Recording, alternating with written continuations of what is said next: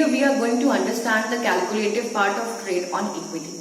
In the previous video we have already discussed what is trade on equity, what is financial leverage, how capital structure is created.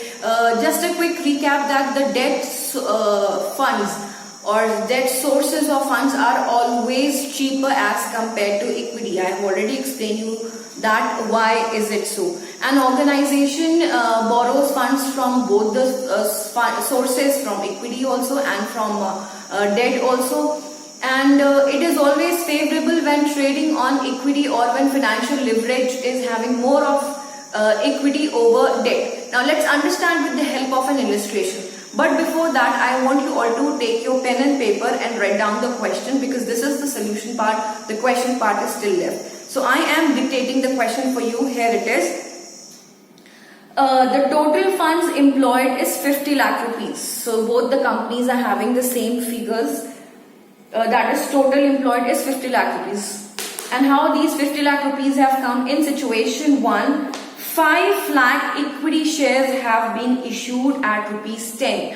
In situation 1, 5 lakh equity shares have been issued at the rate of 10. That means it is 50 lakh rupees. And in situation 2, 4 lakh equity shares have been issued again at the rate of 10. That means 4 lakh shares, if we multiply it with 10, it becomes 40 lakh rupees. So I guess that figure is clear.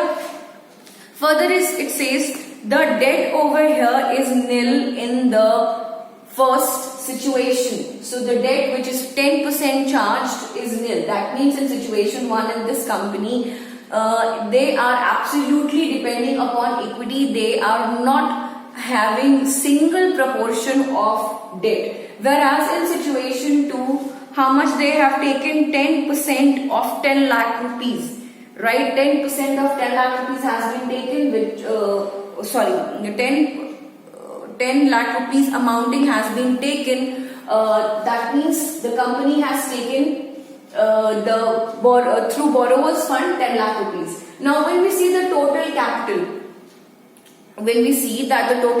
what is the combination? Here we are calculating capital structure. So in situation 1, the capital structure shows that the company is having completely equity and no debt. And in company 2, in situation 2, we see that the company is having 40 lakh rupees from equity and 10 lakh rupees from debt. Remember, this is cheaper, equity is cheaper, and debt is cheaper and equity is expensive. So here comes the total capital, 50 lakh rupees and 50 lakh rupees. Now, when the situation, both the situations are having the same amount of capital with them, that is the 50 lakh rupees, which I have told you in the beginning.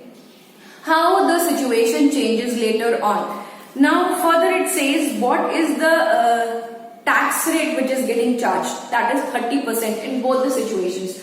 So here before, that's the question part. So question further continues to write it down. Tax rate 30%. Return on investment is 16%. Write it down.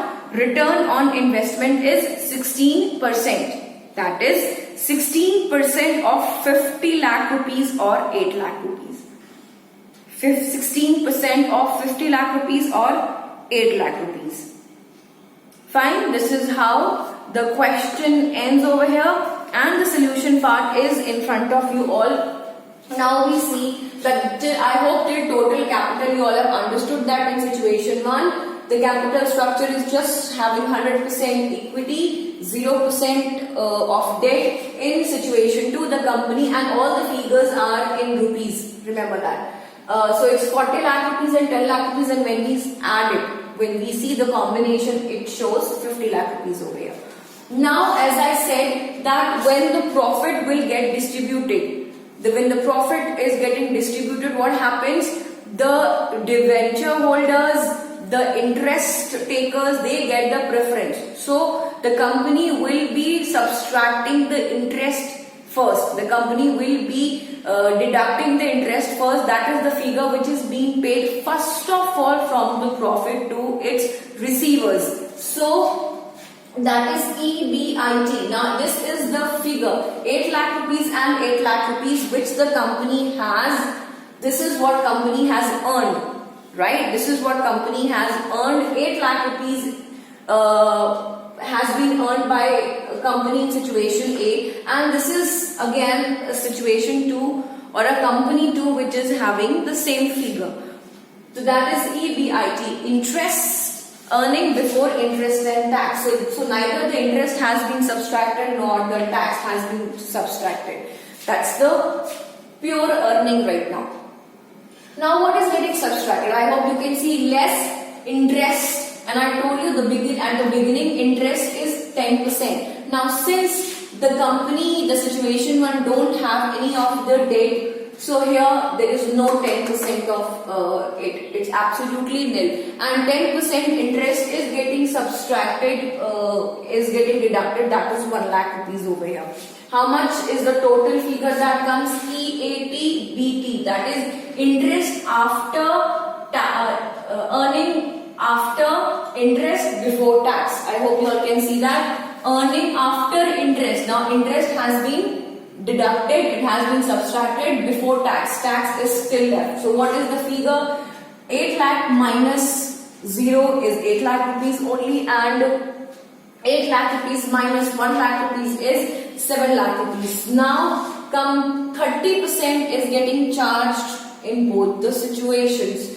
That is 2,40,000 and 2,10,000. Fine, the tax is getting deducted.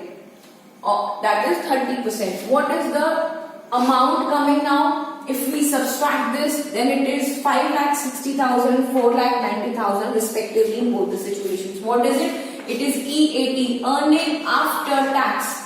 Now the interest has been removed, has been paid, the tax has been paid. So the company has paid all its liabilities, all its duties which it was supposed to pay. Fine. So this is the figure which the company is having in its hand right now after paying all the liabilities. This 5,60,000 situation 1 and 4,90,000 in situation 2. Now the number of equity shares issued. Number of equity shares issued. In first situation the company issued 5 lakh rupees. In second it has issued 4 lakh rupees. That's why when we say 10% at the rate of 10, this is 50 lakh rupees, and 4 into 10 is 40 lakh rupees. I hope you remember in the beginning I told you that the company has issued 5 lakh equity shares. So 5 lakh equity shares at the rate of 10 makes it 50 lakh. That was the sum which the company got with the help of equity shares. That's the contribution. And company has issued 4 lakh rupees at rupees 10 over here. That is 40 lakh rupees with by equity shareholders. So this is the number of shares which is being issued in each situation. Now when we do the division, fine, the division says that in situation 1 the earning, what are we calculating? EPS, earning per share, how much a company is earning per share. That is 1.12 in situation 1 and 1.23 in situation 2. Can you see that? 1.12 and 1.23, that means 1 rupees. 0.23 and 1 rupees 0.12 and 1.23 in situation 2. Here it clearly indicates that in situation 2 the company's earning per share is more. Reason behind? The company has gone with the debt which has a fixed interest rate. The company don't have to go beyond that. Situation 2 is a favorable situation for the organization. Here the trade on equity is favorable because if we see over here, then also you will see that the total capital was same, 50 lakh rupees in both the companies or in both the situation. In fact, the earning was same, that was rupees 8 lakh, right? The 8 lakh rupees and 8 lakh rupees was absolutely same. But still there was a huge difference. In fact, the company was being charged with the same interest rate in both the situations. So here the rate of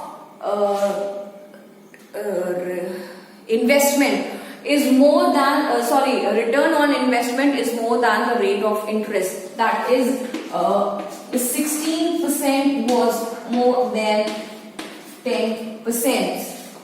16% is more than 10%. So that's the way, the formula which I told you, return on investment is more than rate of interest. Okay, so this is showing the trade on equity is a favorable condition for the organization. I hope with the help of this illustration you have understood the calculation part. Always remember, whenever the organization is earning or is raising the funds, you will always get the 2 or 3 situations to compare of, where there will be a combination in one situation and where there will be a no combination in another situation. The end figure, the total figure will be same, the taxes paid will be same, the interest charged will be same, but still you will find the difference at the end in the EPS, earning per share.